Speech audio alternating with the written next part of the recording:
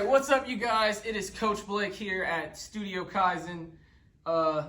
So real quick, we're gonna go over some shapes. We have about 10 shapes, 8 to 10 shapes we're gonna go over. So first shape is gonna be a tuck hold. Now, all these shapes have progression into, one shape to another, right? Like in gymnastics, you have back tucks, which here, back pikes, and then you have layouts, which is flat, where you're flipping. So what I'm gonna do is show you the progression through those shapes. Now, tuck hold is like the easiest hold. Hollow hold would probably be the hardest hold from this shape to that shape. So a back flip or back tuck, you would flip like this in the tuck position. So we're gonna start with the tuck shape. So you wanna round back, eyes wanna be looking at the knees, arms by the side, right? That's a tuck hold. The next shape would be a pike hold, which would be here. You would flip like a pike, like this. You may see divers flip like this too, gymnasts. So, and then a hollow hold, which is where you're actually round and you're squeezing your bottom tight, toes are pointed, and looking like this, looking at the toes. And the harder progression will be arms here and to here. So, how we're gonna do is those three shapes, right? You go from tuck to pike to hollow.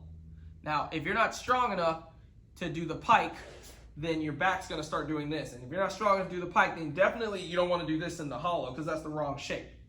So start with the tuck shape, take your time, slowly open it up. However, if you're in something like I have my tumbling classes, which are working on back handsprings right now, and you need a hollow hold just to work on it, then that's totally something you can do. You can just start in a pike like this, keep your feet on the floor, have your hands here, slowly lean back, squeeze your bottom, and start here. And then when you get strong enough, you can start to slide back a little bit more. This is the conditioning for my tumbling students. When I tell y'all to do hollow holds at home with your feet on the floor, this is the shape I'm talking about. Feet on the floor like this, bottom squeeze, hands here on top of the legs. Don't go here, keep them here on top of the legs. Round back, looking at the toes. Next shape, Superman, or arch hold, as you call it. So we're laying down, arms can go by your side. You lift up your chest, you can just do that. You don't have to lift up your feet.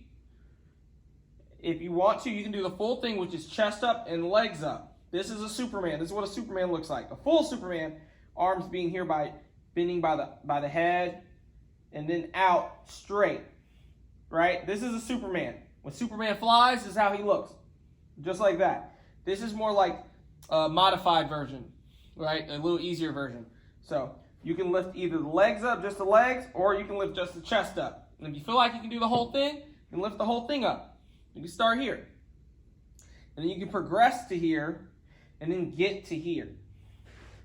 So that's our Superman progressions. When you do that, you should be looking down. Do not look out. Don't look out like this, because when you're doing back handsprings, you're not going to throw your head out. Eyes down at the floor. Next, when y'all are doing planks, planks are very important for handstands. Very important. You don't do a handstand with your back like this. I'm not going to do my handstand with my back like that. Okay? Not like this. I'm not going to have my back here in my plank. I'm not going to have my bottom way up here in my plank or my handstand. Unless you're doing hand balancing classes, which we do offer, by the way. We do offer hand balancing. But the point is here, we're learning regular handstands. So I'm going to start right on my knees, shoulder on top of my wrist, nose right here, between my fingers, between my thumb, and then I'm going to go ahead, get up on my toes, lift up, and squeeze. Just like that. Can't see myself right now, but that feels pretty good. Right? Back is flat, bottom's tucked in. Bottom's not like that. Back isn't, I should be extended like this, but with my bottom tucked in. So I was sagging, so I don't want to sag. I want to push through my shoulders. Shoulders back a little. There we go. It doesn't have to be the most perfect plank. It's just, if we're going for just a regular plank, don't do this, don't do that. Back flat, bottom tucked in, right? Shoulder over your wrist, regular plank, holding that. And once we get better at that, we can start playing around with push-ups and other stuff. But get here first, get a good regular plank going first, here.